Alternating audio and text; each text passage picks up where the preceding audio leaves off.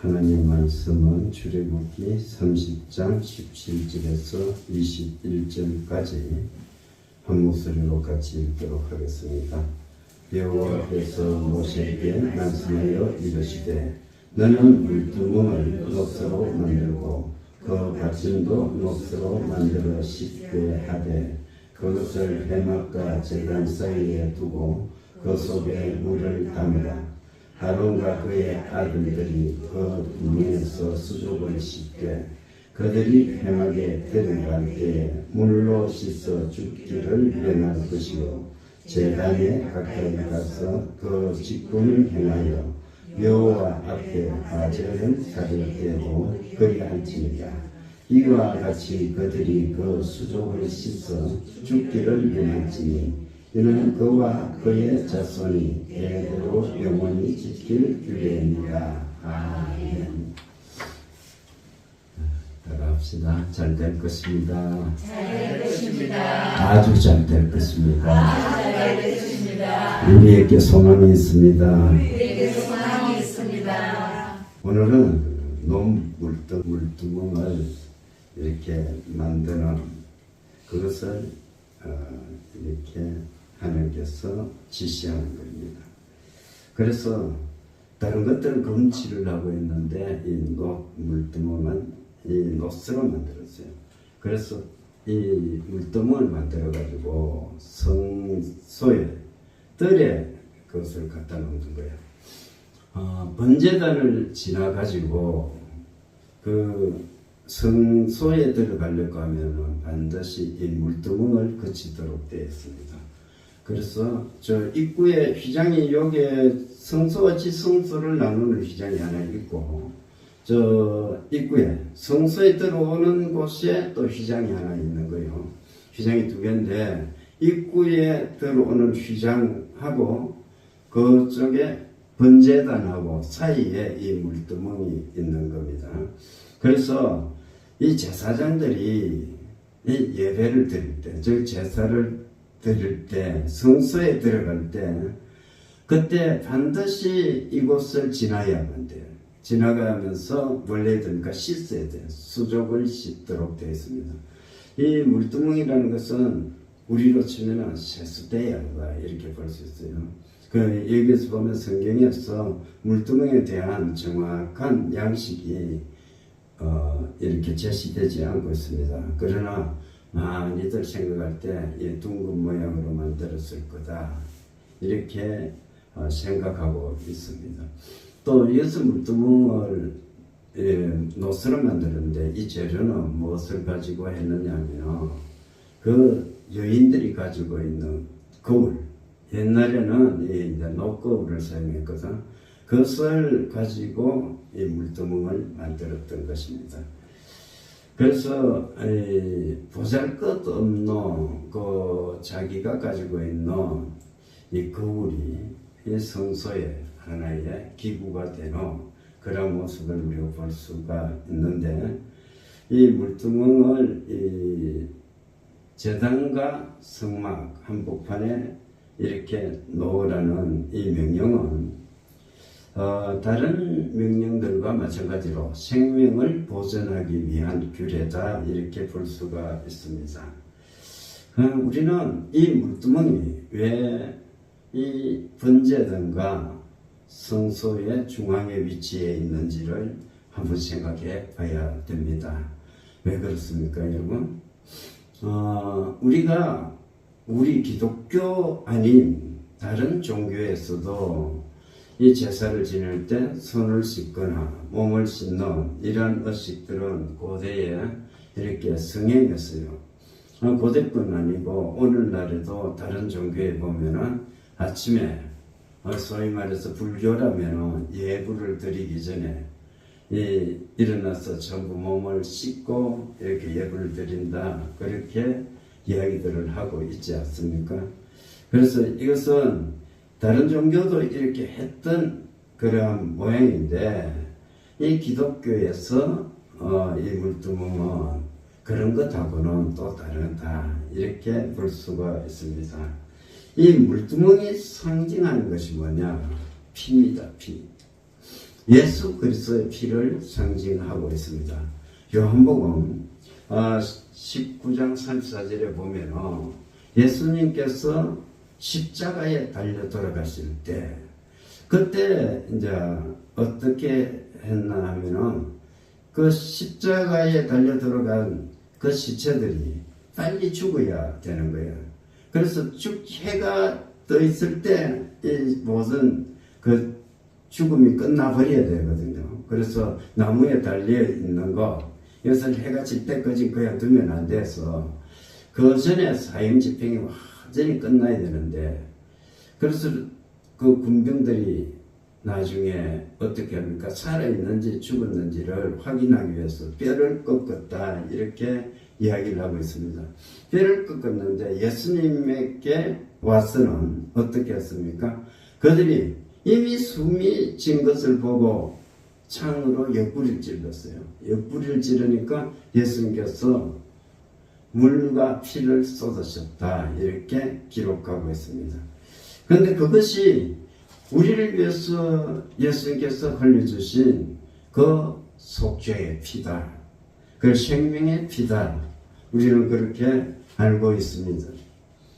주님께서 골고다에서 흘리신 그 피는 너무나 크고 놀라운 은혜를 우리에게 가져다 주는 겁니다. 그리고 그 피는 그 골고다를 적시고 차고 흘러 넘쳐서 이 세상의 모든 영혼들이 그 피에 젖을 정도로 충분하고도 넉넉한 피가 돼서 도도하게 흘러내리고 있는 것입니다. 누구든지 그 피에 닿기만 하며 그 피에 적기만 하며 새 생명을 얻는 줄 믿으시기 바랍니다. 에스겔이 본 환상을 보십시오. 보면은 하늘 성전이 있는데 그 하늘 성소에서 이렇게 물이 흘러내리는 광경을 보는 거야. 그래서 그것을 한참 이렇게 주시를 하고 있는데 그 물이 점점 번져서 나중에는 자기 발목을 적시게 되는 겁니다. 조금 있으니까 그 물이 무릎을 적시고 조금 더 지나니까 허리까지 차는 거예요. 그 허리까지 차서 누구라도 감히 마음대로 건널 수 없는 큰 강물이 돼서 흘러 넘치는 겁니다. 흘러 넘칠 때 자세히 보니까 그 강가에는 이 죽어버린 나무들이 있었고 죽어버린 생명체들이 있었는데 그 물이 지나는 곳에 닿는 곳마다 생명이 솟생하는 역사가 있었던 것을 우리는 잘 알고 있습니다. 이 말씀을 가지고 많은 목사님들이 성령이다 다른 또 말씀을 가지고 비유를 합니다만 여러분 오늘은 그것이 생명수다. 그것이 예수의 피다. 저는 그렇게 말씀하고 싶습니다. 어떤 질병이든지 어떤 사람이든지 그리스도 예수의 피에 젖으면 살아나는 역사가 있는 것입니다. 여러분 우리는 예수 그리스도의 피에 젖어서 삶을 살고 있습니다. 요한계시록 7장에 보면 14만 4천 명이 입맞은 14만 4천 명이 하나님 앞에 나와서 찬양을 하는 모습이 나옵니다. 어떤 찬양을 합니까? 이렇게 말씀하고 있어요. 7장 14절에 보면은 내가 말하기를 내 주여 당신이 아시나이다 하니 그가 나에게 이르되 이는 큰 환난에서 나오는 자들인데 어린 양의 피에 그 옷을 씻어 희게 하였느니라. 그러므로 그들이 하나님의 보좌 앞에 있고 또 그의 성전에서 밤낮 하나님을 섬김에 보좌에 앉으시니가 그들 위에 장막을 치시리니 이렇게 14절 15절에 말씀하고 있습니다. 어린 양 대신 예수 그리스도의 피가 그 옷을 씻어 희게 하셨다 이렇게 말씀하고 있습니다. 여러분 예수 그리스도 피만이 우리를 정결케 하는 유일한 수단임을 믿으시기 바랍니다. 이 정결 예식을 위한 세수대야 즉 물두멍이 왜 있어야 됐나 하면 우리나라하고 완전히 달라가지고 기후 조건이 먼지가 많은 곳이거든요.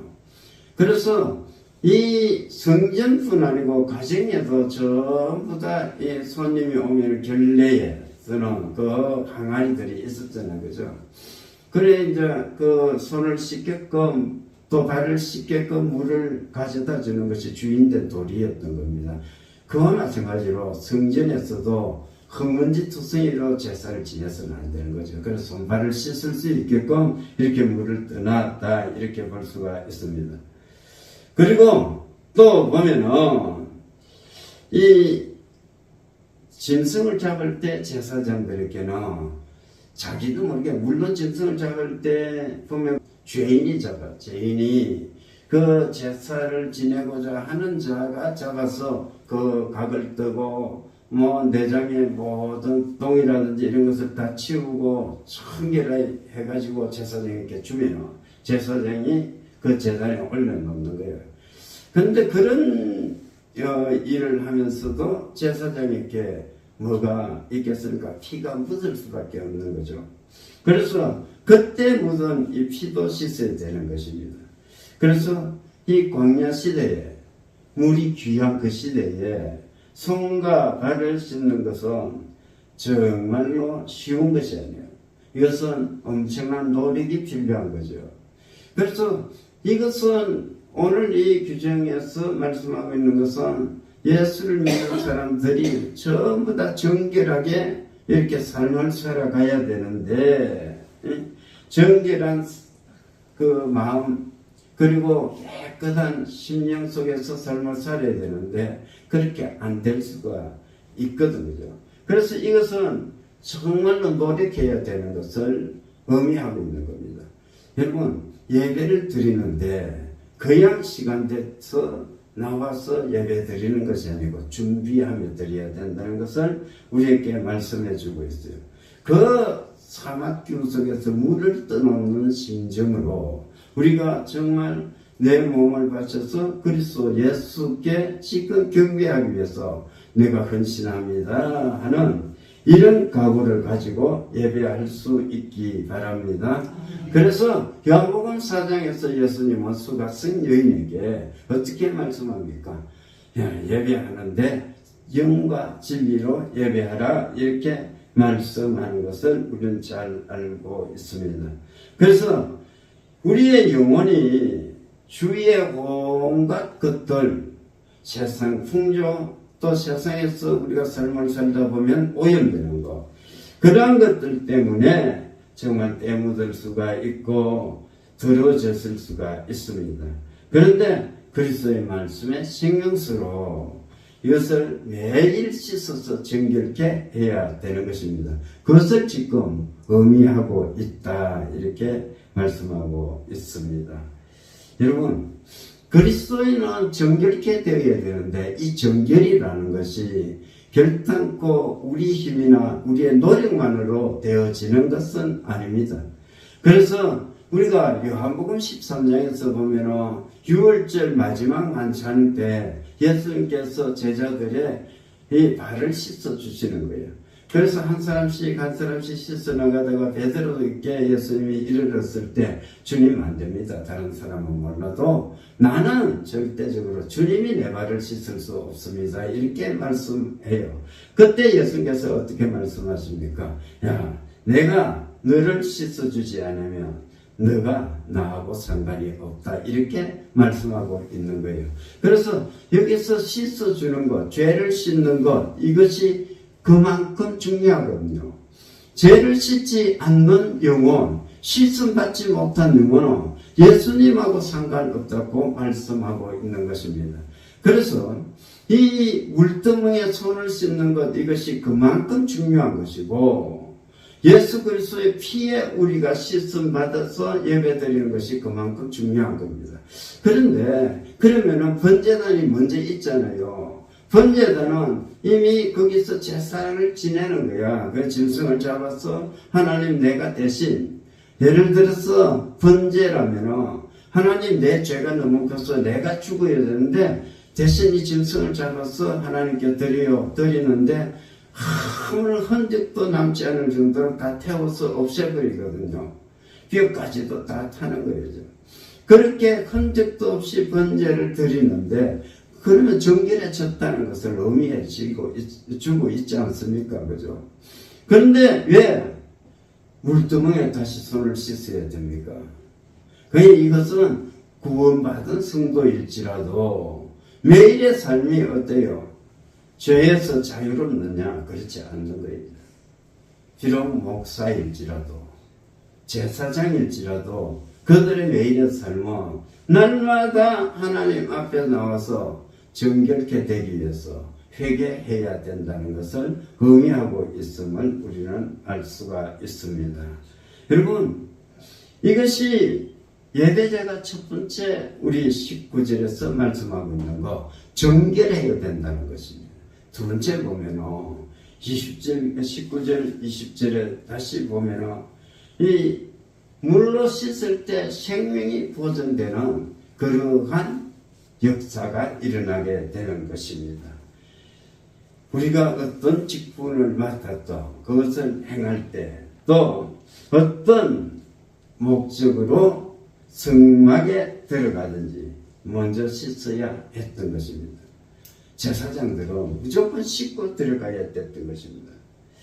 이것은 우리가 직무를 수행하는 것만으로는 충분하지 않고 그 직무를 수행하는데 필요한 것, 그 준비를 철저하게 하는 것이 중요하다는 것을 우리에게 말해주고 있습니다. 비록 제사장이라 할지라도 죄가 있는 채로 부정한 몸으로 그 성소에 들어갔을 때 하나님께서 어떻게 말씀하시고 있습니까? 하나님께 나가면 하나님의 거룩하심을 침범하는 결과를 초래하게 되는 것이고, 거룩하심이 침해당하는 하나님은 그 사람을 어떻게 합니까? 죽여버리는 겁니다. 그러나 하나님은 거룩하신 분이에요. 거룩을 침범할 수는 없습니다. 누구든지. 모세를 부를 때 보십시오. 신에서 떨기나무에 딱 불이 붙었는데 불꽃이 막 일고 있는 거야. 불꽃이 일고 있는데 나무는 그대로 있는 겁니다. 그래서 사람이 생각할 때 이게 너무 기이한 거죠. 모세가 야 내가 80평생을 살았는데 이러한 일은 처음 본다 이렇게 생각했던 겁니다. 그래서 가까이 가서 그것을 그 기이한 광경을 한번 쳐다보려고 가까이 가니까 야 하나님께서 저지시켰는데 야 모세야 너가 쓴 곳 거룩한 곳이야. 그러니까 네 신을 벗으라. 네 발에서 신을 벗으라.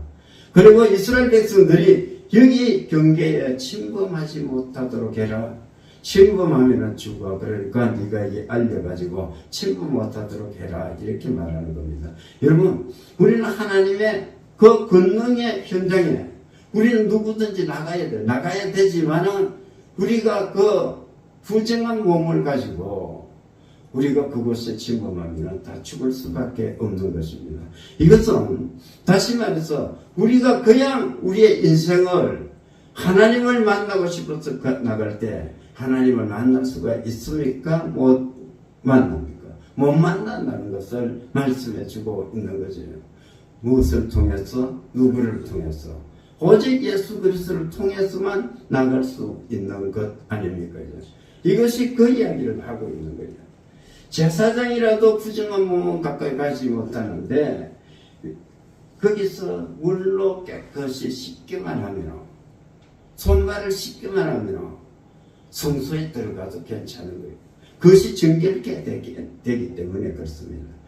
이 말씀은 다시 말해서 예수 그리스도를 부지로 여기면서 그리스도 예수께 무릎을 꿇은 영혼들, 예수 그리스도로 말미암아 그 피로 거듭난 영혼들은 하나님 앞에서 정결한 겁니까? 못한 겁니까? 정결한 거다는 거죠.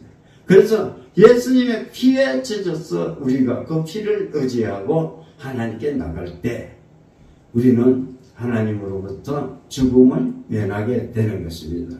예수님의 피가 이처럼 권능이 있는 것입니다. 예수님의 피가 하나님으로부터 우리의 신분을 인정해주는 효력이 발생하게끔 해줍니다. 예수의 피가 사탄 권세를 무찌르는 능력을 우리에게 주는 줄 믿으시기 바랍니다. 우리는 예수의 피로 말미암아 예수님께 나갈 수가 있는 것입니다. 이사야서를 보십시오. 이사야 6장에 보면 이사야가 하나님을 딱 만나버렸는데 하루다 나여 내가 부정한 몸으로 하나님을 만났어. 그러니까 나 죽을 수밖에 없어. 막 이렇게 이야기하잖아요. 그때 하나님께서 제단 수풀을 갖다 대주는 거예요. 그러면서 야, 네 죄가 사해졌다고 이렇게 선포해 주시는 겁니다. 그래서 이사야가 거기서 죽임을 면하고 그 하나님을 보고도 살아남지 않나요? 여러분, 정결케 해주면 살아남는 거예요. 그런데 정결케 되는 것은 내 힘으로 되어지는 것이 아니고 오직 예수 그리스도의 피로 되어지는 것이기에 우리는 그 예수 그리스도 앞에 무릎을 꿇어야 되는 것입니다. 여러분, 마지막으로 우리가 살펴볼 것은 그리스도의 보혈과 생명수로 날마다 우리 자신을 정결케 해야 된다는 것을 우리가 다시 한번 생각해 봐야 되는 것입니다. 우리는 하나님 앞에 나갈 때 깨끗한 삶을 살아가지고 그래서 우리가 정말 삶에서 부끄러움이 없어야 되고 마음 또한 어떠한 자세 정말로 깨끗한 마음을 가지고 하나님께 나가야 되는 겁니다. 제가 좋아하는 성경 여호와의 산에 오를 자 누구인가? 거기 보십시오. 손이 깨끗하며 마음이 청결하며 뜻을 헛하는 데 두지 않으며 거짓 맹세하지 않는 자로다. 이렇게 노래하지 않습니까? 거기 첫 번째 요소가 손이 깨끗한 거예요. 이 손이 깨끗하다는 것은 우리의 삶 자체를 의미하지 않습니까? 우리의 삶이 정말로 그리스도인은 정결하게 살기 위해서 노력해야 되는 겁니다. 이전의 삶의 방식하고 예수를 믿고 나서의 삶의 방식하고 다른 거예요. 여러분, 어떤 분들은 보면 예수를 믿고 나서도 삶은 전혀 변화를 없고 노력을 안 하는 분들이 있어요. 예수를 믿는 것 내가 고백만 하면 된다 생각하는 겁니다. 그래서 삶은 이전의 삶과 동일하게 살아가면 되는 거예요. 단지 뭐만 안 하면 되는 거예요. 우상에게 절만 안 하면 되지. 이렇게 생각하는 분들이 의외로 참 많습니다. 그런데 예수 그리스도를 믿고 예수 그리스도를 의지하며 살아가는 삶은 결과적으로 삶 자체가 완전히 바뀌어버리는 그러한 것을 의미합니다. 우리는 이신덕이의 믿음을 우리가 주입으로 많이 배웠기 때문에 믿음으로 구원을 얻고 믿음으로 어렵게 된다는 것을 너무나 많이 들었어요. 또 알고 있습니다. 그 말이 틀린 것은 아닙니다. 그런데 늘 강조하듯이 이 믿음과 행위는 동일한 거예요. 동일한. 행위를 따로 떼가지고 우리가 믿음이라고 무엇을 가지고 믿음이라고 내놓을 수가 있습니까? 불가능해요. 네 믿음을 내게 보이라고 하면 결과적으로 보여줄 수 있는 것이 뭡니까? 행위거든. 행위밖에 보여줄 것이 없어요. 그 사람, 우리가 교회에서 그 사람이 믿음이 좋다? 아, 그분이 참 신실하게 믿는다. 무엇을 가지고 판단해요? 그 사람 영혼을 우리가 압니까? 가봤습니까? 성도들이. 교회에서 활동하는 것 보고 그분이 정말로 믿음의 사람이다 아닌다를 이렇게 우리가 판가름하지 않습니까? 이처럼 믿음과 행위는 같이 가는 거예요. 그래서 우리가 손이 깨끗하다는 것은 정말로 우리 삶이 거듭난 거예요. 우리 목표가 뭡니까? 말씀도 충만해야 돼요. 성령도 충만해야 돼요. 그런데 삶이 바뀌어야 돼요. 삶은 전혀 바뀌지 않는 분이에요. 성령에 충만하고 말씀 잘한다 하면서 부흥 집회 다니는 그런 것도 제가 봅니다. 여러분, 그래서는 안 돼요.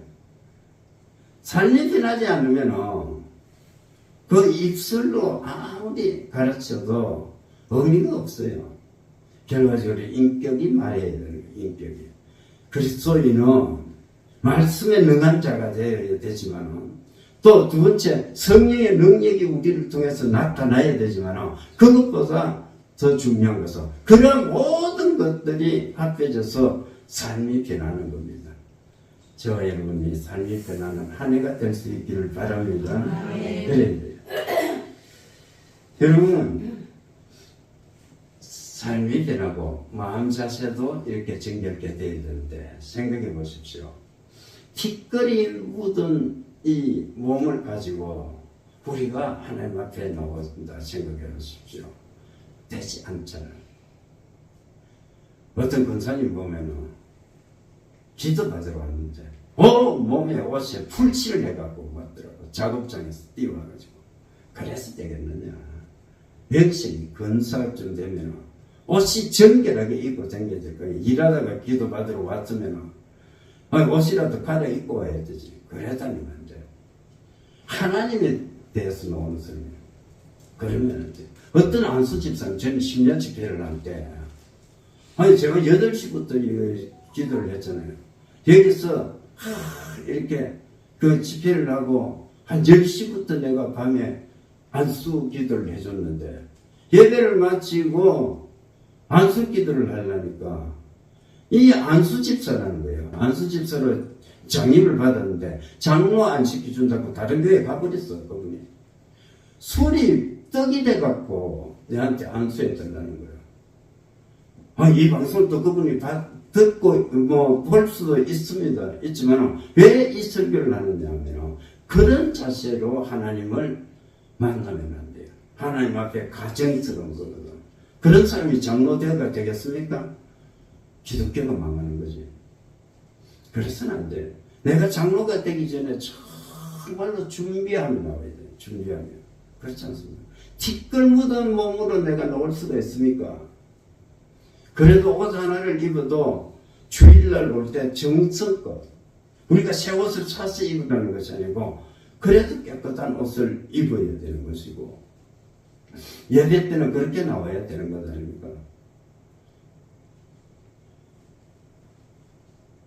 그리고 여러분 어떤 것입니까? 거룩을 잃은 영혼들이 있을 수가 있는 거예요. 티끌 묻은 몸을 가지고 오는 사람, 거룩함이 무엇인지도 모르는 영혼들이 와서 그냥 앉아 있는 거예요. 세속적인 생각으로 가득 차 있는 거예요. 거룩은 흉내조차도 내지 못하는데 그런 사람이 있을 수 있습니다. 일전에 어떤 목사님이 정말 가슴 아파하는 것을 들은 적이 있어요. 자기 교회에 연세가 많은 분들이 집사님인지 아닌지 몰라요. 예배를 하는데 연말에 이웃에서 큰 교회에서 데리고 가버리는 거예요. 예배당에 앉아있는데 데려갔다는 거예요. 데려갔는데 어떻게 데려갔나 나중에 알고 보니까 그 교회에서는 데리고 오는 사람에게 10,000원을 주고 그날 전도돼서 또 나오는 사람에게 5,000원을 준다는 거야. 그래서 돈을 가지고 우리 교회에 나오던 사람을 빼갔다고 가슴 아파하는 거예요. 그 말을 들을 때 그분은 물론 성도들이 연세가 많은 분이라도 한 분이라도 줄어드니까 얼마나 속이 쓰리겠습니까? 그러니까 그런데 제 마음속에 또 한 번 생각하니까 아이고 그거 갖고 막 가슴 아파할 필요 없다. 목사님은 쓰리고 아프죠. 그거는 내가 이해 못하는 게 아니에요. 왜냐하면 그 영혼이 정말 예수 믿는 사람이라면 그렇게 막 돈 준다고 왔다 갔다 하지는 않는 거죠. 예수님을 안 믿고 앉아있는 사람일 수도 있는 거예요. 다행히 그 가서 뭐 예수님을 믿으면 다행이지만도 안 믿으면 여기 있으면 뭐하고 저기 있으면 뭐합니까? 썰잘 데 없는 거예요. 여기 있으면 연세 80 넘은 노인들이면 그 뒷바라지 하면서 목사님만 죽으라고 왔다 갔다 하면 병원에 모시고 가야 되고 온갖 뒷바라지 다 해야 되는 거죠. 영혼을 떠나보낼 때는 가슴 아프죠. 한 사람이라도 나가면 우리가 속이 며칠은 잠을 못 잘 수 있어요. 목사님들이 사모님도 그렇고 가슴 아픈 거야. 아프지만도 또 가려고 마음먹은 사람은 그냥 보내버리는 거야. 그 애착을 느껴가지고 정착하지도 않는 거. 억지로 붙들어놓을 필요가 없다 저는 생각합니다. 이제 생각하고는 다 틀리겠죠. 생각마다 틀리겠지만 그런 거예요. 거룩을 잃은 영혼들이 예배한다고 있어 보십시오. 여러분, 우리가 정말 심각하게 생각해야 된다. 저는 그렇게 생각합니다. 14만 4천 명은 거룩한 백성들이에요. 하나님으로부터 입맞은 백성들이거든요. 그럼 우리가 거룩한 영혼으로 하나님 앞에 서기 위해서는 정결해야 된다. 그래서 예수로 옷 입은 사람들이야 된다는 것을 생각할 수가 있습니다. 세 번째로 보면 악을 품은 마음이 있어요. 이것은 음흉하거나 숨은 죄가 있거나 그래요. 이런 대상들은 전부 다 하나님의 진노에서 벗어나지 못하는 겁니다. 어떤 거요? 몸이 더러워진 것, 마음이 더러워진 것, 영혼이 더러워진 것, 마음이 악한 것, 이것들 전부 다 심판의 대상이라는 거죠. 그래서 우리가 여기서 생각할 수 있는 것은 내 마음으로 예수만 믿는다고 내가 괜찮은 것이 아니고 정말 영혼, 육이 하나님이 보시기에 거룩한 백성이 되어야 된다. 그런데 이것이 우리 의지나 노력으로 가능하냐? 불가능하다는 거예요. 그 불가능한 것을 해결해 주신 분이 누굽니까? 예수 그리스도다. 우리가 예수 그리스도께 나와서 기도하고 예수님을 구주로 영접할 때, 그리고 내가 죄인임을 고백할 때 우리의 죄는 씻음 받아서 그렇게 되는 줄 믿으시기 바랍니다. 그리고 거룩한 백성은 그 다음의 삶 속에서도 거룩을 잃을 염려가 있기 때문에 매일 이렇게 물두멍에 손을 씻는 것과 마찬가지로 우리는 하나님 앞에 나와서 씻어야 되는 거예요. 그래서 우리의 예배라는 것은 이 정해진 날만 예배하는 것이 아니고 매일 예배해야 되는 거예요. 매일 예배해야 되고 매일 우리가 기도해야 됨을 우리가 생각해 볼 수가 있습니다.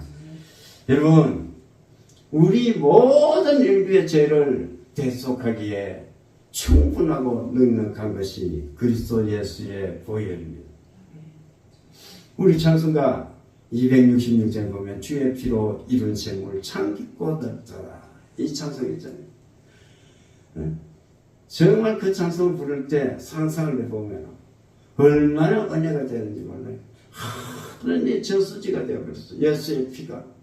그래서 그 피는 온 인류의 죄를 씻고도 남는 거예요. 그래서 찬송하세 우리가 노래할 수 있는 것 아닙니까? 여러분, 성결이라는 것은 그리스도 예수의 피로 말미암은 것이고 하나님의 말씀으로만 되는 줄 믿으시기 바랍니다. 이 물두멍이 그것을 예표하고 있는 것입니다. 그리스도 예수 앞에 나온 자, 예수의 피로 씻음 받은 영혼만이 하나님 앞에 설 수가 있습니다. 여러분, 이제 말씀을 마무리합니다. 우리 자신을 비춰봅시다. 정말로 그리스도 예수의 피에 젖어서 내가 삶을 살아가는지, 말씀의 능력을 힘입어서 또 내가 내 죄를 발견해서 그것을 하나님 앞에 날마다 고해서 내 죄성을 제어해가면서 거룩한 삶을 살아가는지를 생각해 봐야 됩니다. 그리고 우리는 정말로 오늘 내가 저지른 죄를 다 토설하고 났어도 또 범죄할 수 있지만 실패했을지라 내일 또 나와서 그리스도 예수께 무릎을 꿇어서 정결한 영혼으로 살기 위해서 몸부림쳐야 되는 것입니다. 저 여러분이 이 남은 한 주간 삶을 살아갈 때 이 말씀을 생각하면서 하나님, 내가 정결히 살겠습니다. 그래서 예수의 피로 내가 값지고 산 그 놀란 은혜를 기억하며 그리스도인답게 살겠습니다. 내가 그리스도인답게 살겠으니 하나님 나를 정말 진리의 말씀으로 깨우쳐 주시고 날마다 다듬어 주셔서 하나님 큰 일꾼으로 삼아 주십시오. 그렇게 기도합시다. 그래서 이 한 해 정말 하나님으로부터 쓰임받는 기쁨이 충만한 한 해가 될 수 있기를 주님의 이름으로 축원합니다. 아멘. 기도하겠습니다. 아픈 데 손을 기를 바랍니다. 이 방송을 보시는 분들도 아픈 데 손을 기 바랍니다. 전능하신 아버지 하나님, 오늘도 우리가 하나님 앞에 나오는 모든 영혼마다 그리스도 예수의 피로 씻음 받아서 정결한 영혼으로 하나님 앞에 나와야 됨을 깨닫습니다. 우리는 이것을 잘 알고 있습니다만 실제 삶을 살아갈 때 이 생활에서는 잊어버릴 때가 참 많습니다.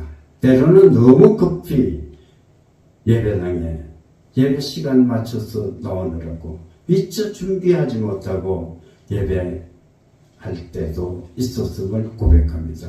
하나님, 앞으로 예배를 드릴 때는 우리가 철저하게 준비해서 예배 드리게 해주시고 또 예배를 드림으로 하나님을 만난 기쁨 속에서 하나님이 주시는 은혜와 능력을 받아서 정결한 삶을 통해 세상 많은 사람들에게 선한 영향력을 증대시키며 살아갈 수 있도록 해 주옵소서. 사랑하는 아버지 하나님, 우리를 불쌍히 여겨주시옵소서. 우리가 세상살이 속에서 병들었습니다. 병든 육체에 우리의 연약하고 부족한 손을 없습니다. 죄 많은 손입니다. 그러나 아버지, 우리 손 위에 그리스도 예수의 손을 보게 주시옵소서. 정결케 해 주시옵소서. 성령의 능력을 주시옵소서. 아버지, 지금 고쳐 주시옵소서. 손흔 곳마다 그리스도 예수께서 능력으로 임재하셨으니 우리를 새롭게 해 주시옵소서. 우리는 성경 속에서 어떠한 질병이든지 예수님께 나온 자마다 고침받았음을 우리는 봅니다. 마찬가지로 하나님, 우리의 질병의 유무나 질병의 종류에 관계없이 지금 예수께서 우리를 고쳐주신 줄 믿사오니 능하신 손으로 우리를 고쳐주시옵소서. 아버지 하나님, 성령의 불이 우리에게 임하기를 원합니다. 뜨거워지기를 원합니다. 아버지, 우리가 낫기를 원합니다. 지금 고쳐주시옵소서. 나사렛 예수의 이름으로 명한다. 더러운 귀신아 떠나가라. 내가 예수의 이름으로 명한다. 원수 마귀야 떠나가라. 내가 예수 그리스도의 이름으로 명한다. 모든 질병아 떠나가라. 내가 예수 그리스도의 이름으로 명한다. 모든 몸의 질병은 떠나가라. 몸의 모든 세포는 하나님의 창조 질서에 순응하라. 회복될지어다. 나을지어다. 나을지어다. 나을지어다. 예수의 이름으로 나을지어다. 하나님, 우리를 고쳐주시니 감사합니다. 고침받은 몸으로 뜨겁게 하나님 사랑하며 살게 해주시옵소서. 올 때는 아픈 몸을 가지고 왔을지라도 상한 영혼으로 왔을지라도 돌아갈 때는 따라 내 믿음이 너를 구원했으니 평안히 가라. 내 병에서 놓여 건강할지어다 하는 그리스도 예수의 음성을 가슴에 새기며 찬미하며 돌아가게 해 주시옵소서. 사랑하는 아버지 하나님, 이 교회를 불쌍히 여기시고 아버지 하나님, 이 해가 가기 전에 아버지 부흥의 시대를 맛보게 해 주시옵소서. 아버지, 자리가 아버지 차고 넘치게 해 주시옵소서. 가까이 있으든 멀리 있으든 하나님, 믿기로 예정된 자들이 아버지 하나님, 이곳에 와서 같이 예배할 수 있도록 해주시고 영원히 거듭나는 위대한 역사가 있게 해주시옵소서. 오늘도 같이 하지 못한 성도들 있습니다. 아버지 하나님, 일터에서 고생하는 그들의 수고를 기억해 해주시고 하나님, 건강을 지켜주시옵소서. 그 손으로 하는 모든 영역에 복을 주시옵소서. 직장 생활이 우리로 말미암아 천국으로 변하게 해주시고 아버지, 경영하는 사업이 복을 받았어 30배, 60배, 100배의 결실이 넘쳐나게 해주시옵소서. 감사드리며 예수님 이름으로 기도드립니다.